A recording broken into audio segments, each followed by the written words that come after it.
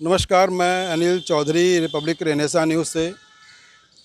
आप जानते हैं कि हमारी टैगलाइन है निडर, निष्पक्ष, निर्भीक, और उसी निडरता, निष्पक्षता और निर्भीकता से हम अपने नेताओं से प्रश्न पूछते हैं। हमारा इस विशेष कार्यक्रम जिसका नाम है प्रहार, उसके अंतर्गत हम अपने नेताओं से प्रश्न पूछते हैं।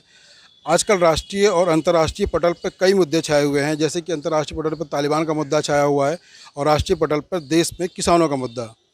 किसानों के मुद्दे को लेकर के सरकार के अपने अलग तर्क हैं, विपक्ष के अपने अलग तर्क हैं। जब बात हम किसानों की कर रहे होते हैं या किसान बिल की कर रहे होते हैं, उस समय राष्ट्रीय लोकदल का पक्ष जानना बहुत ज़रूरी होता है, क्योंकि राष्ट्रीय लोकदल किसानों की पार्टी मानी जाती है। किसानों के मसीहा स्वर्गीय चौधरी चरण सिंह जी की पार्टी मानी जाती है। ये विरासत चली आ रही है, काफ़ी दिनों चली आ रही है। इस समय जयंत चौधरी जी ने उसकी कमान संभाल रखी है पार्टी की। जयंत चौधरी जी के नेतृत्व में राष्ट्रीय लोकदल पार्टी अपना काम कर रही है, किसानों के हित में या किसानों का अपना पक्ष रख रही है सरकार के सामने कि किसानों का क्या पक्ष है। खैर, इसी मुद्दे पर हम आज बात करने के लिए और कई दूसरे मुद्दों पर बात करेंगे। चुनाव आने वाले हैं, इन्हीं सब मुद्दों को लेकर के हम राष्ट्रीय लोकदल के कार्यालय में उपस्थित हैं लखनऊ में। आइए चलते हैं राष्ट्रीय लोकदल पार्टी कार्यालय में। आज हमारे साथ कई नेता उपस्थित हैं, हम बात करेंगे चल के। आइए। नमस्कार, मैं Anil Chaudhary, Republic Renaissance News से हूँ और आप सब जानते हैं कि हमारी टैगलाइन है निडर, निष्पक्ष, निर्भीक। उसी निडरता, निष्पक्षता और निर्भीकता से हम प्रश्न पूछते हैं अपने इस विशेष कार्यक्रम जिसका नाम है प्रहार।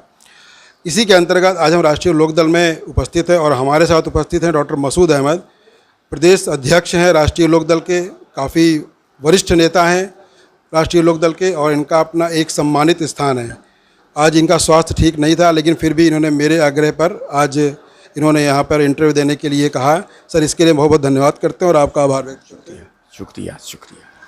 स्वास्थ्य सही ना होने के बावजूद सर जी ने हमें टाइम दिया है। चलिए तो अपने प्रश्नों का सिलसिला शुरू करते हैं।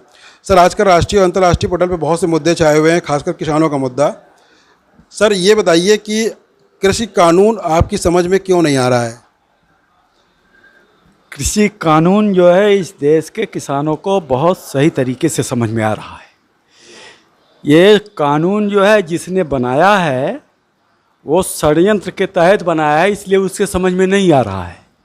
ये जो केंद्र में मोदी जी की सरकार है, मोदी जी अपने दोस्तों खास करके अडानी अंबानी को लाभ पहुंचाने के लिए और इलेक्शन में चंदा लेने के लिए ये सब व्यवस्था उन्होंने की है। इसको इस देश का किसान, मजदूर, गरीब, बुनकर बहुत अच्छी तरीके से समझता है। इसीलिए इन तीनों कानूनों के खिलाफ वो दिल्ली को घेर करके बैठा हुआ है। ये सन्मति जो है ना, ये जो दिमाग का बुखार है, ये नहीं उतर रहा जो सत्ता पक्ष में बैठे हुए लोग हैं।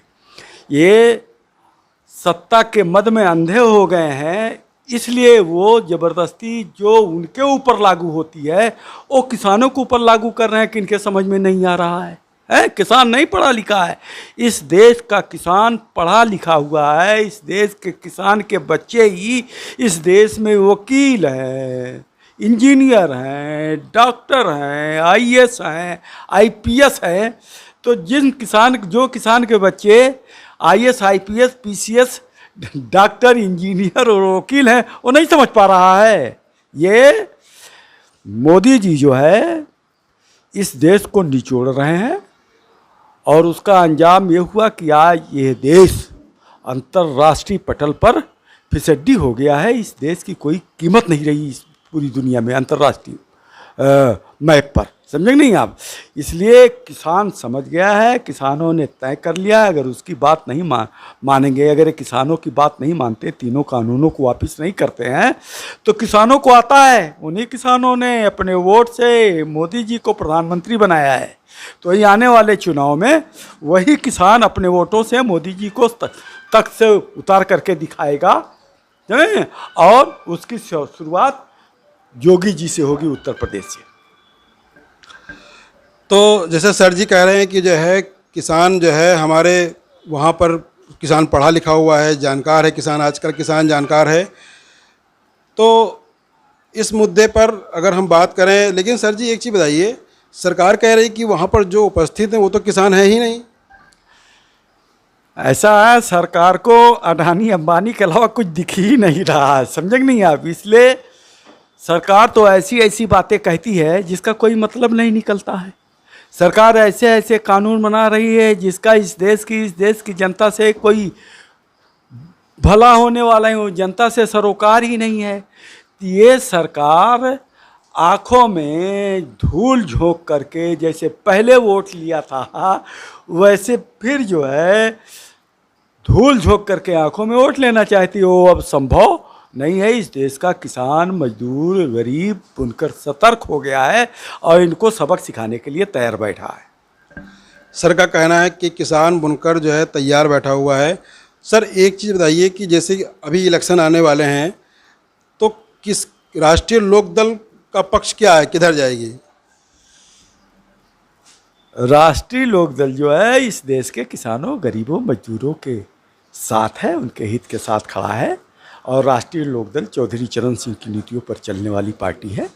चौधरी चरण सिंह तब भी मसीहा थे किसानों के, और आज भी चौधरी चरण सिंह इस देश में किसानों के मसीहा समझे जाते हैं। लोग याद कर रहे हैं चौधरी चरण सिंह को।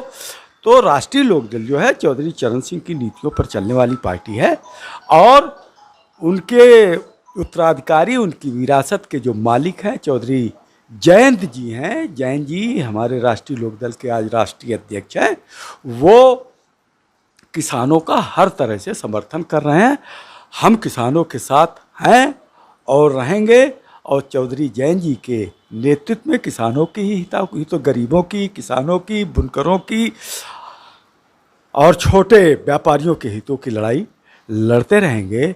चौधरी जयंत जो है डटे हुए हैं, डट के लड़ रहे हैं। और जो कल किसान की रैली हो रही है मुजफ्फरनगर में, चौधरी जयंत जी ने पूरे देश के किसानों का आह्वान किया है कि आप लोग मुजफ्फरनगर में जाइए और किसानों का साथ दीजिए और किसान नेताओं के हाथ को मजबूत करिए और लोगों को समझाइए और दबाव बनाइए कि ये सरकार जो है मदमस्त है। सरकार बिल्कुल किसी की बात सुनने के लिए तैयार नहीं है। सिर्फ मोदी अडानी को ही गोदी में लिए टहल रही है। मोदी अडानी माने देश नहीं है, देश की जनता मोदी अडानी नहीं है। समझे? तो मतलब जैन जी ने यही संदेश दिया है कि किसान का साथ दीजिए, वहाँ जाइए मुजफ्फरनगर में और बात मनवाइए। नहीं मानते हैं तो फिर तैयारी करके उनको उलट की तैयारी कीजिए। और मैं जैसे राष्ट्रीय लोकदल ने एक भाईचारा प्रोग्राम शुरू किया है, मैं गर्व के साथ कह रहा हूँ कि कम से कम 8 लाख किसान मुजफ्फरनगर में इकट्ठा होगा और वहाँ के मुसलमानों ने इनके खाने पीने की जिम्मेदारी लिया है। 8 लाख किसानों के खाने पीने की जिम्मेदारी किसने लिया है? मुजफ्फरनगर के मुसलमानों ने। मुजफ्फरनगर के मुसलमानों ने ली है। सर एक चीज़ मेरा एक बहुत महत्वपूर्ण प्रश्न ये है कि पश्चिमी उत्तर प्रदेश में तो राष्ट्रीय लोकदल का गढ़ माना जाता है। सर पूर्वी उत्तर प्रदेश और बुंदेलखंड में पार्टी क्यों पिछड़ जाती है? ऐसा है कि उसमें भी भारतीय जनता पार्टी की साजिश रही है। मुजफ्फरनगर का दंगा कराया, ये दंगाई पार्टी है। ये इनसे कोई भी सवाल पूछो तो दंगा, हिंदू मुसलमान, मॉब लिंचिंग, क्या ये सब नाम बदलना। अरे मैं कह रहा हूँ मैं डॉक्टर मसूद हूँ, मुझको अमरजीत कर दीजिए तो मैं डॉक्टर मसूद जो मैं हूँ वो नहीं रहूँगा। ये बकवास कर रहे हैं, समझेंगे नहीं आप। और मैं समझता हूँ कि पूर्वांचल में भी हमारा और समाजवादी पार्टी का गठबंधन है, वो गठबंधन बहुत तेज़ी से आगे बढ़ रहा है, मजबूती से चल रहा है। और उत्तर प्रदेश में, पूर्वी उत्तर प्रदेश में बुंदेलखंड में चौधरी जयंत जी और अखिलेश यादव जी दोनों निकलने वाले हैं, ज्वाइंट मीटिंग होने वाली है। और जैसे ही निकलेंगे तूफान खड़ा हो जाएगा। और ऐसा नहीं काम नहीं हो रहा, काम चल रहा है, बस बाहर आने की ज़रूरत है। जिस दिन चौधरी जयंत जी और अखिलेश जी मंच पर खड़े हो जाएंगे तूफान खड़ा हो जाएगा और उसी दिन तय हो जाएगा कि जोगी जी जाओ हमारे हैं। तो आप देख रहे हैं जैसे कि कह रहे हैं, अध्यक्ष जी कह रहे हैं कि जल्दी ही जयंत चौधरी जी और अखिलेश यादव जी एक मंच पर एक साथ दिखाई देंगे और तूफान खड़ा होगा। सर आने वाले चुनाव में अगर हम समाजवादी पार्टी और लोकदल की बात करते हैं तो दोनों को मिला करके सर, जैसे सभा तो कह रही कि 4 सीट हमारी आ जाएंगी, सर लोकदल का क्या स्थान रहेगा? उसी में हमको मिला के कह रहे हैं ना आपको मिलाकर कह रहे हैं जी, जो 400 सीटों का दावा कर रहे हैं उसमें हमको मिला के कह रहे हैं। दोनों के मिलने से हम दोनों ताकतवर हुए हैं। क्या पश्चिमी उत्तर प्रदेश हमारा गढ़ हो गया है, पूर्वी उत्तर प्रदेश उनका गढ़ हो गया है। पश्चिमी उत्तर प्रदेश के उनके लोग भी हों, उनका संगठन है, पूर्वी उत्तर प्रदेश में हमारा भी संगठन है, तो दोनों मिल के लड़ेंगे।